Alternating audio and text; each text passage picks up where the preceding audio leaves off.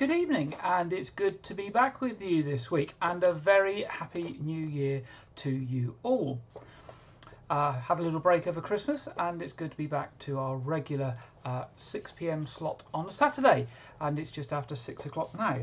And in the news this week, the latest COVID-19 statistics are out from Public Health Dorset, and it shows that case rates have continued to rise quickly over the past week or so in Dorset and remain higher than at any other point during the pandemic. Infection rates are in fact very high across the whole country at the moment, as you'll appreciate. In Dorset, we have started to see hospitalisations related to COVID-19 increase as well, and they are up to 74 this week compared to 55 in the previous week. Our hospitals and other critical care services are also under increasing pressure due to staff absences, of course, due to COVID-19 as well. And the number of deaths related to COVID-19 has remained relatively stable. That's, I guess, the only good news in the story, and continue to be much lower than they were during the previous waves of the pandemic.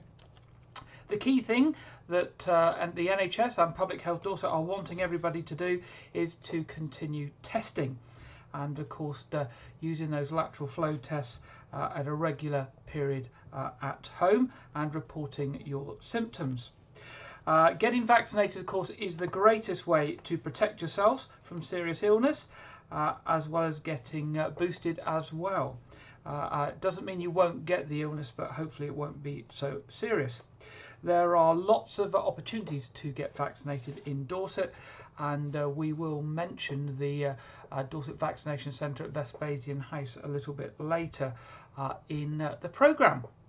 Just to give you an idea of what the actual figures are, in the last 7 days in the Dorset area, 4,521 cases reported compared to the last reporting period, which was 2,974. So, you know, it's almost doubled. So just something to be aware of. Remember to clean those hands, wear your mask, and keep up that testing to save spreading the disease around. Future proposals for a sports hub in Weymouth will be unveiled at a public meeting soon. Campaigners are desperate to save the indoor facilities at the Redlands Community Sports Hub after Weymouth College confirmed it will be pulling out as the operator in July this year. The college has been operating the Redlands Community Sports Hub since 2008, but due to spiralling costs, which are now totalling over £150,000 a year, the college has decided it can no longer financially remain as the operator of the hub. The college was expected to be running the facilities through to 2036, but of course it's looking to now pull out early. The college is working with Active Dorset, but the main issue with the proposal from Active Dorset is that it only wants to take over the outdoor facilities at Redlands, not the indoor sports halls. There has been a meeting this week between the college, Active Dorset and current users of the facility to explore options. Weymouth College Vice Principal Rob Cole said the private meeting was an opportunity for colleagues from Active Dorset to present to the site's users about membership going forward and what provision they use. If the halls were to close, there were discussions about what space and time would user groups want when re-provisioning sports, for example volleyball and badminton. We're also meeting fortnightly with Dorset Council, which is a landlord, about the college's early exit from the lease, Rob said. Rob went on to say Active Dorset are the forerunner, but have only provided an outdoor model for the facility. Now, there is a public meeting on the proposals. It's going to take place at the Bay Theatre at Weymouth College on Saturday the 15th of July, Saturday the 15th of January, that's next Saturday, and that will start at 6 p.m. So the same time our next programme starting next week, where Weymouth College at Active Dorset will be providing a presentation and updates on the review and listening to information from user groups and other interested people. So if you're interested in the future of the Redlands Sports Hub, next Saturday 15th of January 6 p.m. at the Bay Theatre at Weymouth College, if you want to hear proposals and have your chance to have a say.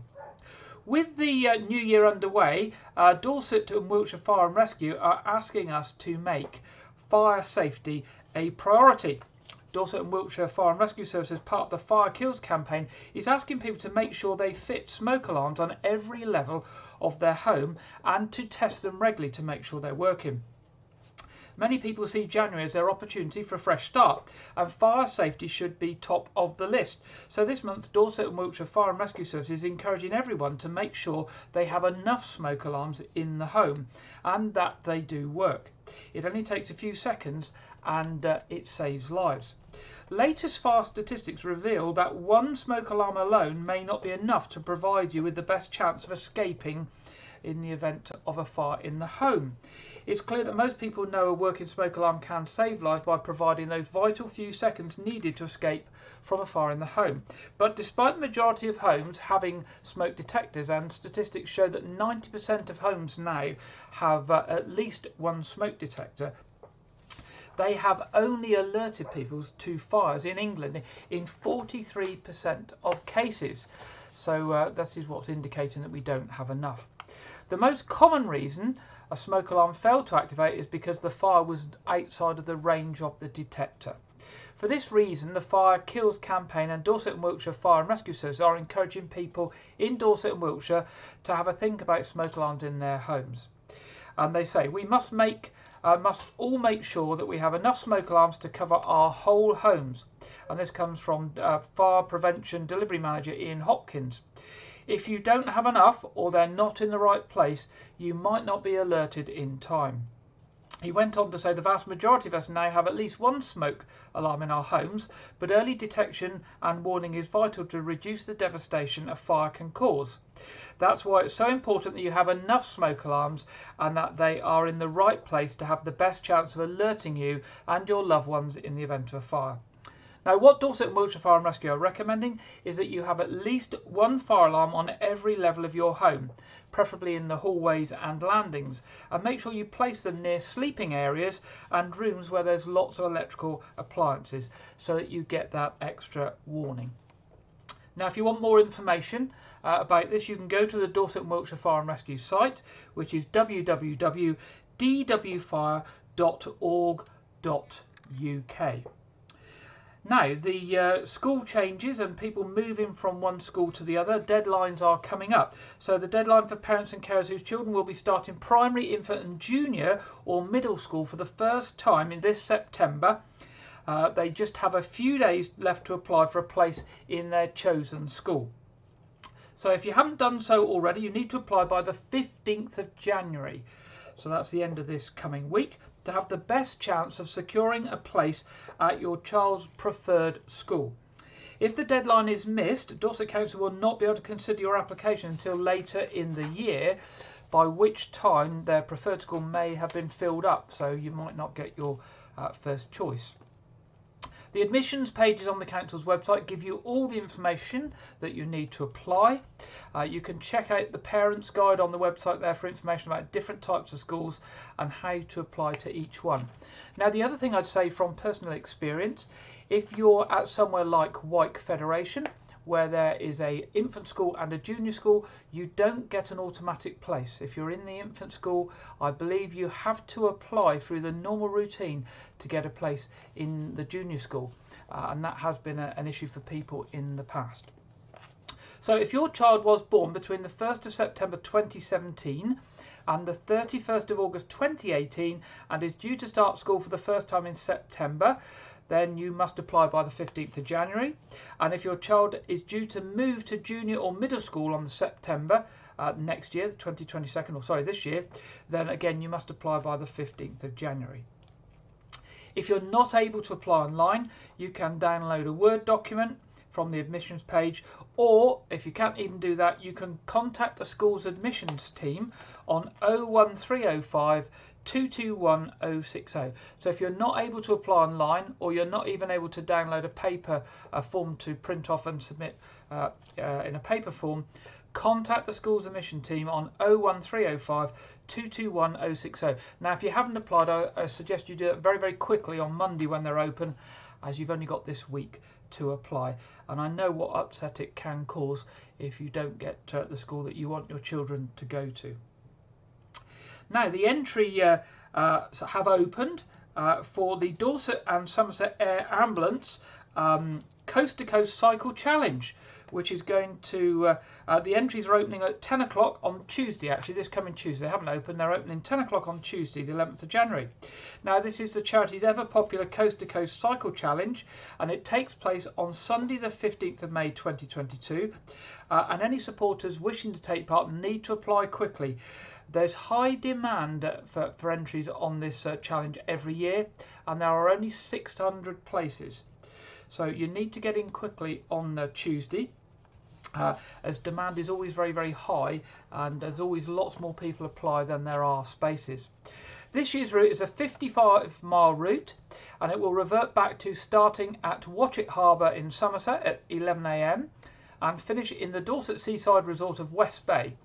A shorter 11-mile route will start at the Royal Oak Public House in Drimpton at 2 PM and also finish in West Bay. The Coast to Coast Cycle Challenge is not designed as a race, and it involves cycling through some of Dorset and Somerset's most beautiful countryside, with a mixture of quiet back roads interspersed with some very demanding climbs and equally hairy descents.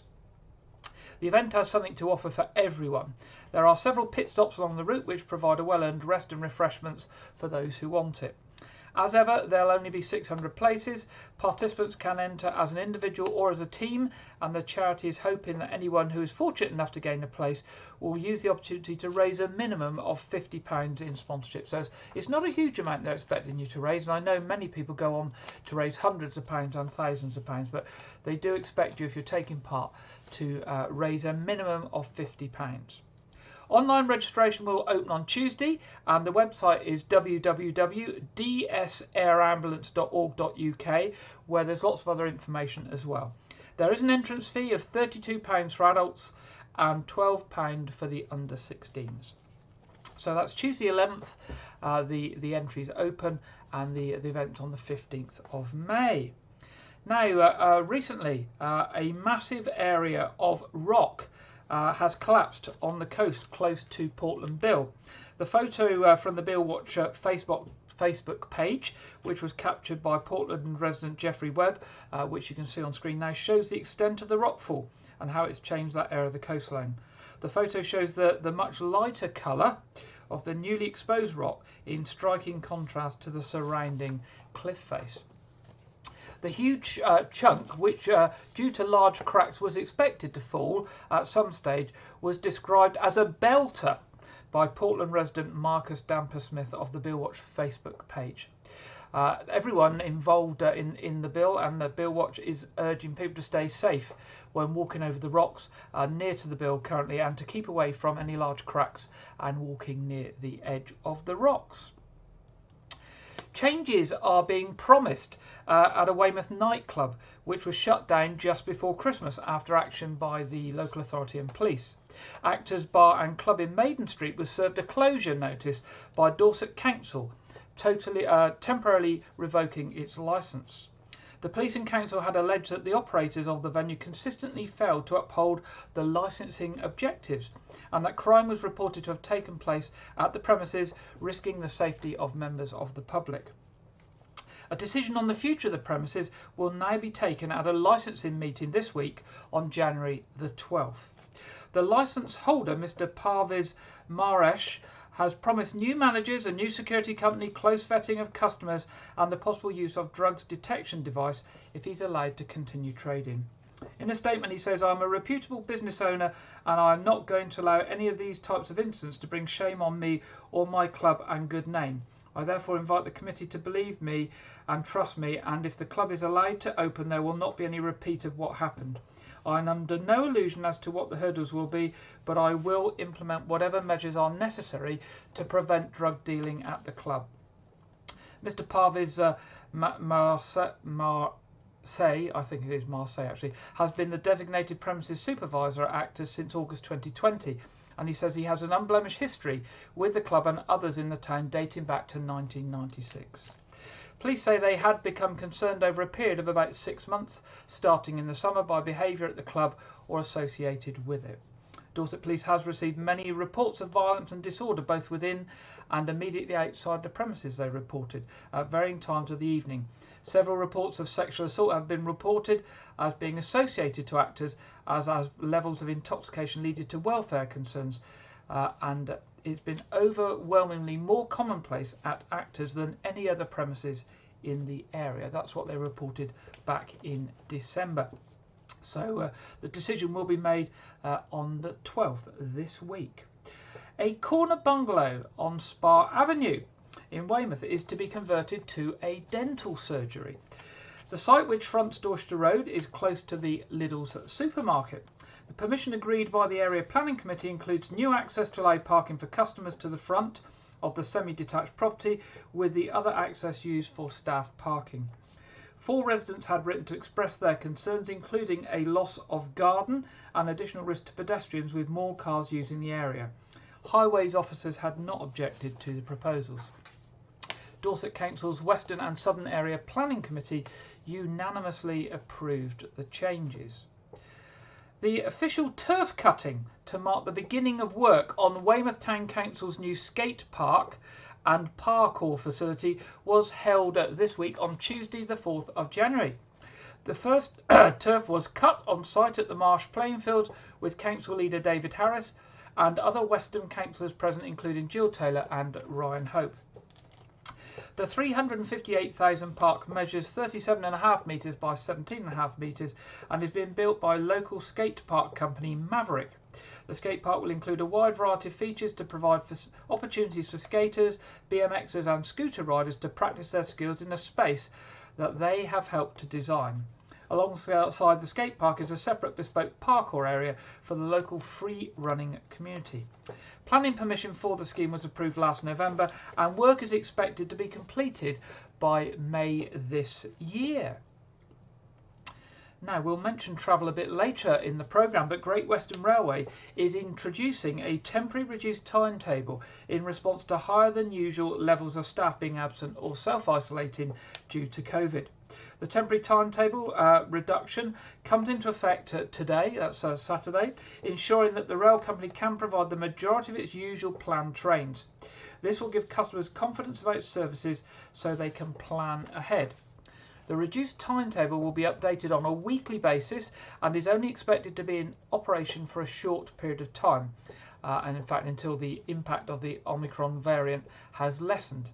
GWR Managing Director Mark Hopwood said, "We are taking some sensible measures using the experience, knowledge and good processes we have developed over the past 20 months to give customers confidence in our timetable. In the past few weeks, we have already taken steps to maintain service levels across the network, including cancelling all non-safety critical staff training. Like many other businesses, we are expecting prolonged periods of staff absence due to COVID to continue in the coming weeks, and the objective of this temporary timetable is to provide a service that can be relied on, reducing the potential for ad hoc short notice cancellations." So basically what they're doing is they're thinning out the number of services rather than having to cancel things in an ad hoc way. What they're suggesting is that you can check your journey before leaving home by going to the following website. It's journeycheck.com/Great Western Railway. That's journeycheck.com/Great Western Railway. Dorset Police are asking for some help. They're investigating an incident where a man was assaulted on Weymouth seafront, and they're appealing for any information from members of the public, and if they have it, to come forward. The victim, a man aged in his 60s, was walking along Weymouth Esplanade at around 5 p.m. on Thursday the 23rd of December, so just before Christmas. He uses crutches due to mobility issues, and as he passed one of the seafront shelters near the public toilets, a man sitting in the shelter began shouting abuse at him for being on crutches. The offender then ran after the victim and grabbed him by the collar before shaking him, causing him to lose his balance. Fortunately, the victim did not suffer any serious injuries. The offender is described as white, aged between 35 and 40, taller than 5 feet 8 inches, and of medium build with scruffy brown shoulder-length hair.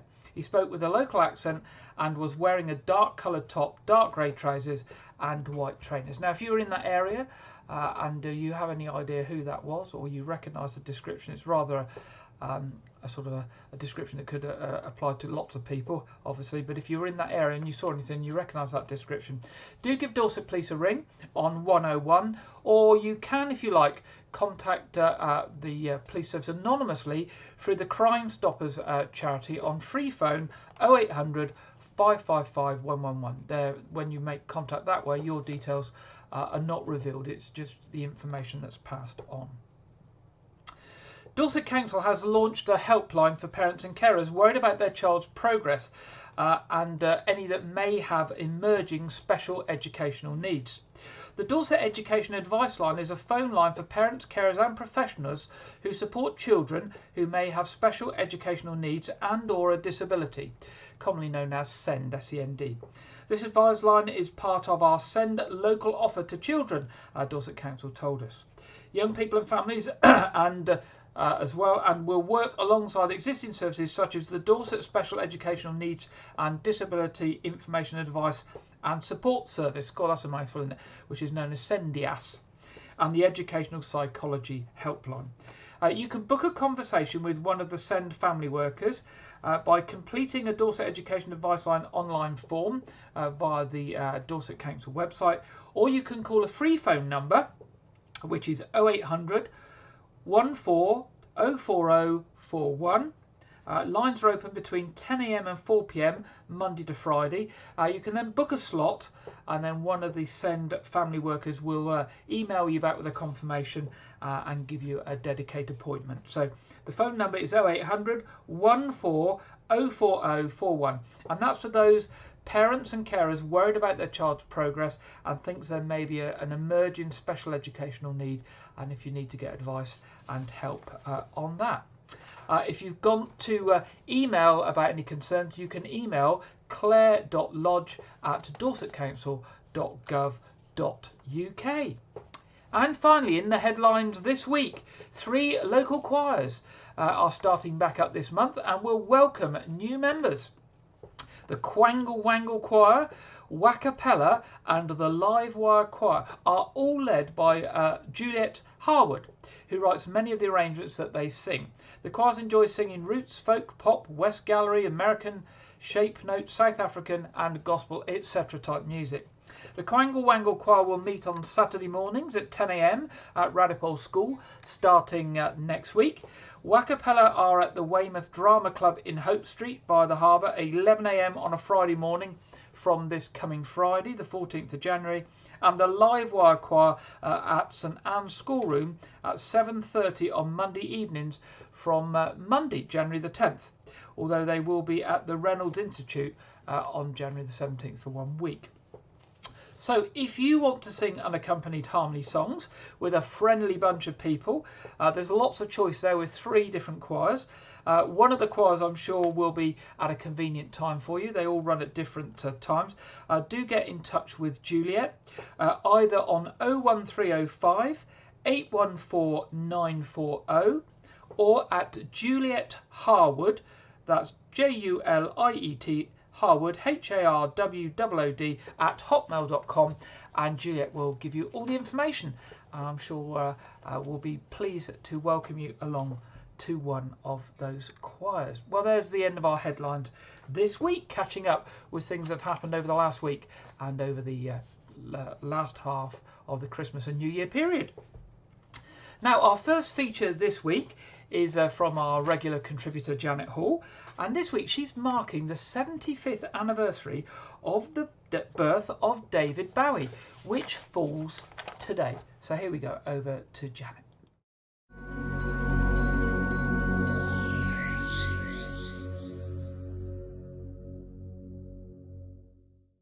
One of the few things that singer, songwriter and actor David Bowie and I have in common is that we were both born in 1947. And this day, the 8th of January, marks the 75th birthday of David Bowie. After that, our lives changed course somewhat.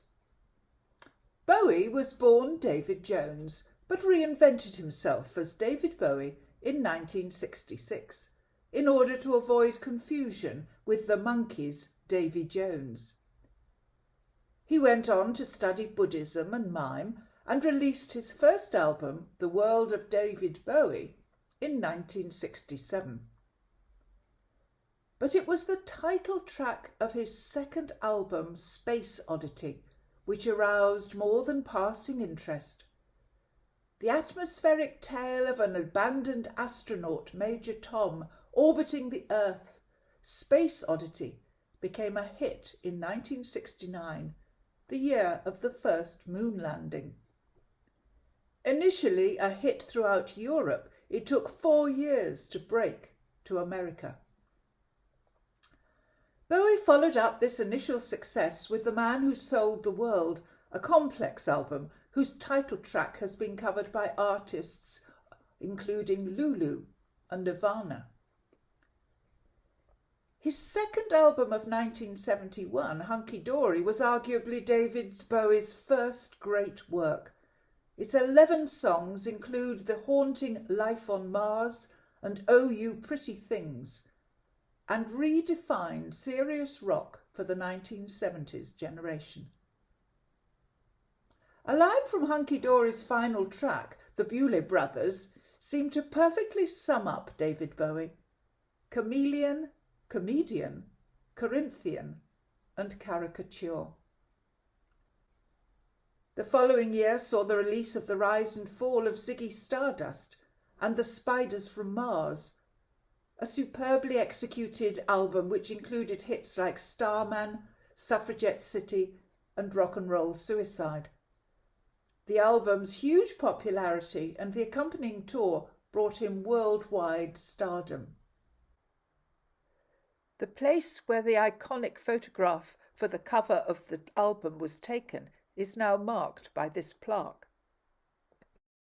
At that time, he was married to the former Angie Barnett and had a young son, Zoe, now film director Duncan Jones, but that marriage broke up in 1980. Bowie was living a rock and roll lifestyle fueled by drink and drugs. I seemed to lose touch with him then, though he was still producing many albums and writing and producing hit singles. And then, in 2016, the news broke that he had died of cancer at the age of 69. He apparently died peacefully, surrounded by his family, after an 18-month battle with cancer. At his death, tributes were paid from around the world to this extraordinary artist, whose last album had been released only a few days ago. Sir Paul McCartney described him as a great star who played a very strong part in British musical history. One thing is for certain, whether you loved him or loathed him, there is no forgetting David Bowie.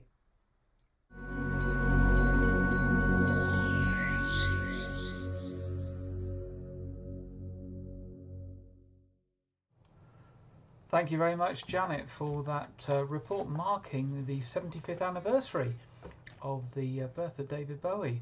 Of course, died in 2016, as Janet said. Certainly a character that even if you didn't like the music, you would know of if you were of a certain age. Our second feature this evening is taking you back to the Weymouth 450 Arts and Crafts Festival that you'll remember we had over the last year with many events locally. And some of you will remember that in the front of All Saints Church there was a rather large art installation installed on the lawn. Now many people have asked who did it and what is it, and if you haven't seen it, it actually was two large curved bits of perspex that were quite individual and separate, but when viewed from a certain angle, viewed together, formed the letter W, and I think that was signifying the two parts of Weymouth and Portland that came together to the Melcombe regions and the Weymouth side to create the one borough. Now, having known that lots of people were interested in that, I understand that I came across recently that the local artist was actually interviewed in Wyke Church, by another news provider called Everything Dorset. And having spoken to them, they've agreed that we can actually rebroadcast the interview. So we're going over to this interview of Ian Cox, who was the artist of that large art installation. And we're going to hear from Wayne from Everything Dorset, who interviewed Ian recently. So here we go. Good morning. So this is Wayne from Everything Dorset, and today I'm with a local artist called Ian Cox. And today we are in White Regis Church, and Ian is going to tell us a little bit about his amazing art. So how long have you been an artist for, Ian? Well, I suppose you can say all your life, but I went back to uni and graduated mid-COVID, so my sort of time as an artist it's been quite brief, really. Right, yeah. So you just graduated. So what did you do prior to graduation? Various jobs. I suppose the last one was building property maintenance. I suppose a bit of scope for art there, but very different from what I'm doing now. Yeah. Right, yeah. So you've always wanted to be an artist, I believe, since you were a young man. That was the plan when I was 16, 17, leave school and go to art and become a famous sort of artist, smoking long cigarettes and all sorts of things. But yeah, unfortunately that wasn't allowed for me at the time, so that had to be put on a back burner. So you would sort of recommend anybody who has a dream in life to sort of go for it, even if it does take a bit longer than you anticipated? Well, I think you need to do that. If it's something really important to you, I don't think you should let that go. Just keep with it, and doors open, surprisingly do. And this one did for me, so it's been quite good. Brilliant, brilliant. So could you tell us a little bit about your exhibitions you've got in the area, please? Well, I've got one running currently in Weymouth at the Harbour Gallery, North Harbour side, and that's running until the 11th of December, which is this Saturday, so time's running out there. I've got works on display at other venues. I've got some work at Abbotsbury Subtropical Gardens. There's some work at the Hicks Gallery, Hicks Restaurant, and some at Weymouth College. So there's bits and pieces over the area. Yes. Thank you, thank you. So the sculpture we've got here today at White Regis Church in the grounds, could you tell us a little bit about that, please? Oh, well, this was commissioned to mark the 450th anniversary of the merger of Melcombe Regis and Weymouth. At the time, there were two towns that were deeply rivals, and I think the infighting got to the ears of the Crown, so they decided to merge the two. So Melcombe Regis and Weymouth became known as Weymouth. So the sculpture represents the two separate elements, but when looked at one particular angle, it looks like a W, so it looks like one, but it's still distinctly two different elements. And people in Weymouth don't want to be called from Melcombe Regis even today, so... No.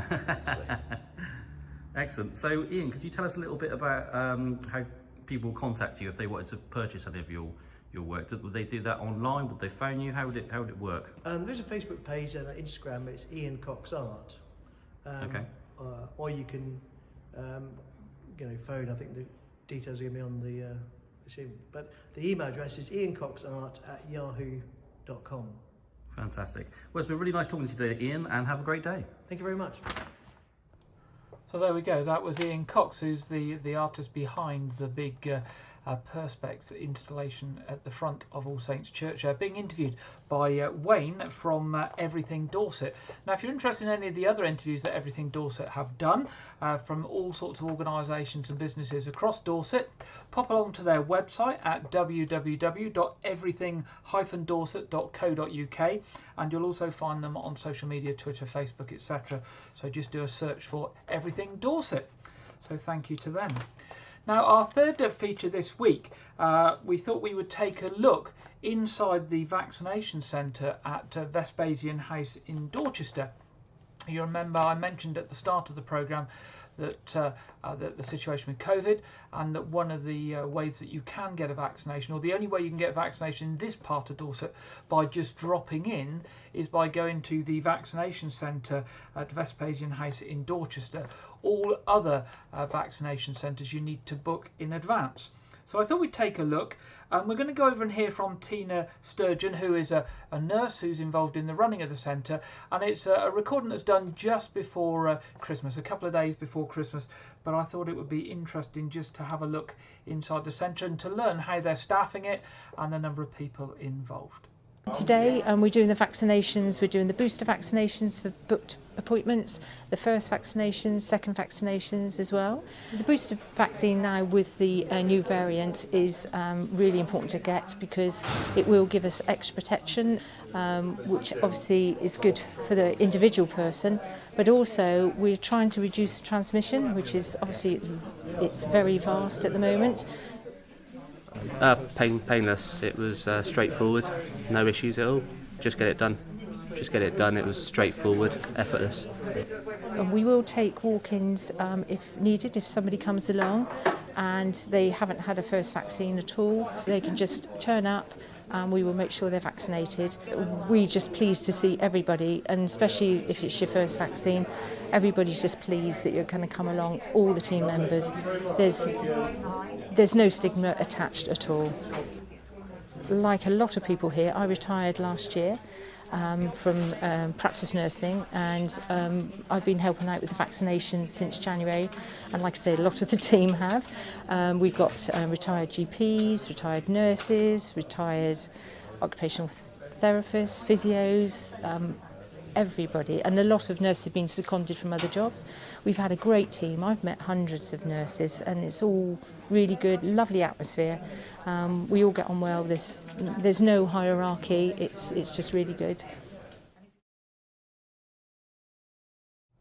So there you go, that's the vaccination centre at Vespasian House. It is open Monday to Sunday, 8 in the morning to 8 p.m. in the evening, and it's the only place in the west of the county that you can just walk in without an appointment. Obviously, if there's loads of people waiting without appointments, you might have to wait a while, or they may run out of vaccinations, but you can book to go there through the National Vaccination Service, or most of the time you can just turn up. And I know they have been posting on Facebook over a few days saying, there's plenty of spaces there, just turn up. So do watch out locally on Facebook as well, where they're encouraging people to turn up for vaccinations.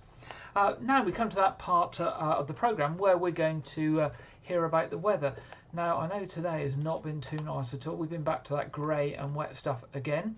We did have a lovely day one day in the week with those blue skies, that nice fresh crisp winter morning, and I thought things were changing from this dull, dank, dismal, wet weather. But let's go over to Alex Deakin at the Met Office to hear what is in store for us the rest of this weekend and the start of next week.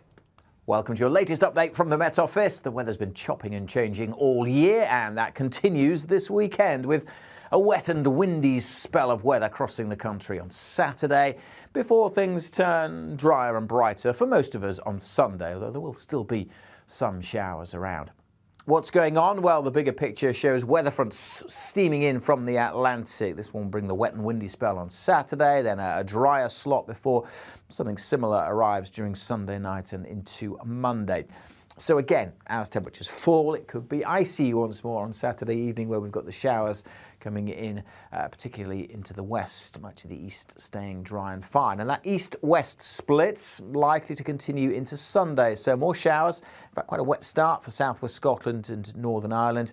And we'll see the showers pepping up over western parts of England and for a time across Wales during Sunday too. Not many showers across the south and certainly much of the east dry and bright, and turning brighter and sunnier across western Scotland and Northern Ireland during Sunday afternoon as well. But a mixture of sunshine and showers broadly covering Sunday's weather, but generally a drier day, certainly across the south compared to Saturday. And temperatures close to average for the time of year, again for a time could get up to double figures across the southwest, and it will be turning milder on Sunday night and as we head into Monday. As I said, lots going on, chopping and changing weather patterns, so keep up to date with the very latest by following the Met Office across social media. Thank you very much, Alex. And as Alex says, do keep up with the rapidly changing weather by following the Met Office on social media. Lots of information there, always putting out on the situation with the weather. Now let's see what the local weather has in store for us. And here we go, we can see it up on the screen now. It's going to be reasonably mild still, with wet through to Tuesday by the looks of it. Maybe Wednesday and the latter half of the week is going to be a little bit drier. That would be certainly, I'd be happier if it was a little drier and a little colder and a little crisper than this grey, windy, wet stuff that we have at the moment. Now we're moving on to the traffic and travel. Roadworks notified for the current week. Southern Gas Networks are working on Buxton Road, and there will be two-way lights in place and delays possible. Currently expected to last to the 12th of January. So it might be worth avoiding travelling that direction through to the 12th. Wessex Water are in Longfield Road and Maskew Close. Scottish and Southern, Walker Crescent, Goldcroft Avenue, Mountfield Avenue and Dorchester Road. And Jurassic Fibre are in Field Barn Drive. Now when we come on to the trains, as we mentioned earlier, the best advice at the moment with the trains is to check before travelling. Now we did mention about the Journey Check website, and that's journeycheck.com, and what you need to do is then put a / and the name of the railway company you're trying to check. So either Great Western Railway, or if you're looking for South West trains, it's just /SWR. So if you're looking for trains leaving Weymouth, if you put in there journeycheck.com /SWR and then look for departures or arrivals. And similarly, if you're going in the other direction, the Bristol route, journeycheck.com /Great Western Railway, then you will get the latest information, live departure and arrival information, cancellations, and all those sorts of things. So save you travelling if there are problems. I know I was looking earlier today, and there were a number of problems on some of the services today on that website. So well worth a check to get the current and the latest up-to-date information. Now moving on to our what's on, and it's that sort of quiet period between Christmas and as we get towards Easter. That sort of grey and cold and wet in the weather, and there isn't a lot going on. But the good news is there is a lot going on at Weymouth Pavilion, and I'm always amazed at the range and the amount of shows that they have going on and things going on at Weymouth Pavilion. And there is so much on their website. I've just picked a few over the next couple of weeks, but please do pay them a visit. There is something for everyone.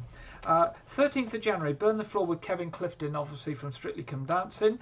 15th of January, Midnight Train to Georgia, celebration of music of Gladys Knight. 21st of January, Arrival, which is all about the hits of ABBA. 27th of January, Lionel, the music of Lionel Richie. 28th of January, the Pink Floyd Experience. And 29th of January, From Gold to Rio, which is music from Spandau Ballet and Duran Duran. Lots of stuff coming up in the weeks and months after that as well. Do go to the online box office at weymouthpavilion.com and look at all the programmes and shows that are coming up. Or if you want to book and you can't do it online, do give the box office a call on 01305 783 225. Do support them. It's a community interest company that runs Weymouth Pavilion, and I think they do an absolutely fantastic job in the range and amount of stuff they put on for local people. And I think Weymouth would be a poorer place without them, so they do need our support. Nothing at the moment at the Nose. That's in that period where they're sort of shut down now for a little while, doing maintenance before they reopen before Easter. But also to give you advance notice of the Royal Manor Theatre Company. I did mention this before Christmas. In January they're showing a truly fascinating documentary film called Lawrence After Arabia. That's on January the 24th at 7:30 p.m. And tickets are available via Eventbrite, or go along to the Royal Manor Theatre website, and that will give you all the links, which is at www.royalmanortheatre.co.uk. And in February they've got the welcome return of a pantomime, which is going to be called Alice in Portland, and it's expected to be their best one ever. So do support them as well. Again, local theatre company running a facility. It costs them lots of money to keep that facility going, so they do need the support of the local community. So that's at royalmanortheatre.co.uk.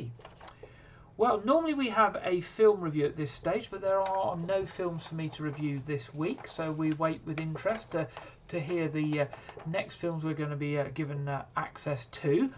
So we've come to the end of another programme. Just to remind you, regular services at All Saints Church tomorrow at 8 o'clock and 9:30. The 9:30 service will be live streamed, and St Edmund's Church at 11 o'clock. And of course, our usual Saturday evening quiz is back, starting in just a short while, about 40 minutes time till we actually start the quiz. But the stream will be up in about 20-25 minutes time, so you can find it on all the usual social media streams. It's there for anyone. It doesn't cost anything, and it doesn't matter if you're good at quizzes or not. And if it's still cold and wet and horrible evening and there's nothing on the TV, then the quiz is a good option for you. So I do look forward to seeing some of you for the quiz. And most importantly, we do rely on information on things that are going on locally, whether it's news stories, it's events, it's theatre productions, it's choirs singing, whatever. Do send them in to us at news@whiteregis.tv. We can broadcast them on the programme here on a Saturday at 6 o'clock. If we do a separate video, we can make that video available to you for you to use on your social media feeds. If you want me to come and do an interview, I'm quite happy to come and do a video interview with you, and so you can have access to that and then use that for your own benefit. And social media is a brilliant way of actually spreading the word of what you're doing. You know, things like Facebook, it does all the work for you promoting it, so it's well worth taking advantage of that. So get in touch with me in the first instance at news@whiteregis.tv, and then we'll be happy either just to publicise your event or come and do an interview with you, which you can then use for your own purposes as well. So anyway, I look forward to being back with you next week at 6 o'clock. Hopefully the weather will improve slightly, and it won't be too bad a week, and you'll all stay safe and healthy, and I'll see you next weekend. I'll say good night for now.